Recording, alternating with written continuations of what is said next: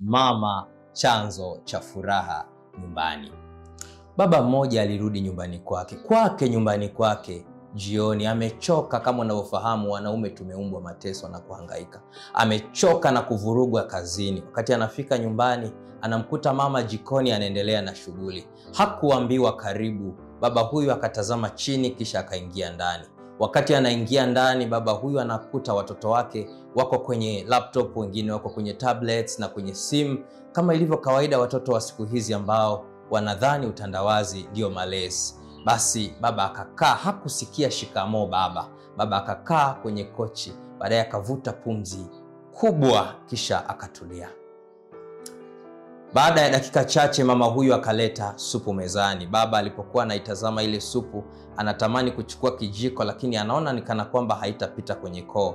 Baba akauliza swali, hivi hii ni supu kweli kama mboga ama ni kisu cha kunichinja? Mama akagafirika kidogo, akamwambia, wewe una matatizo gani? Maswali gani hayo unauliza sasa humu ndani? Baba akasema, nimefika hapa ninajisikia kama mgeni, sioni kama ninathaminiwa. Lakini kwa dakika chache baba za ukimya, machozi yakamtiririka machoni. Baba akainama, na unafahamu wanaume anajitahidi sana kuficha machozi yake, lakini hayakufichika. Baba akalia machozi kisha akasema, Mungu nisaidie. Neno Mungu nisaidie lilimgusa sana yule mama, na ikawa ni chanzo cha uponyaji wa ile familia. Kwa sababu mama anasimulia kisa hiki, anasema lile neno Mungu lilipotamkwa liliingia kana kwamba ni sumu imewekwa mwilini mwangu, ikanivunja mifupa. Lakini kuanzia hapo historia inaelezwa na mama huyo kwamba familia yake alibadilishia mtazamo na kuielekezea kwenye furaha.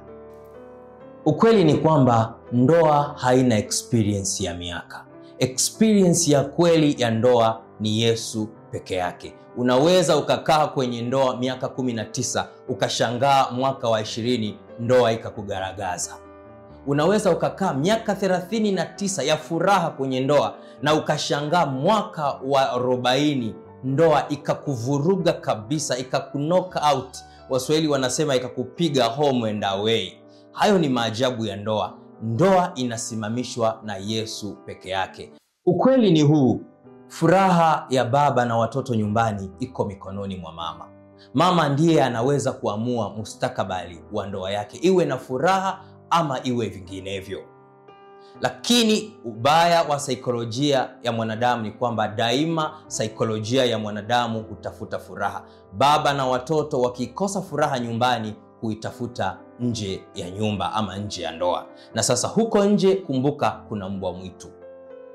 Mama, hakikisha baba nyumbani anamshikilia sana Mungu. Wewe ndiye unatakiwa kuwa center ya ibada nyumbani. Hakikisha mume wako anamshikilia sana Mungu.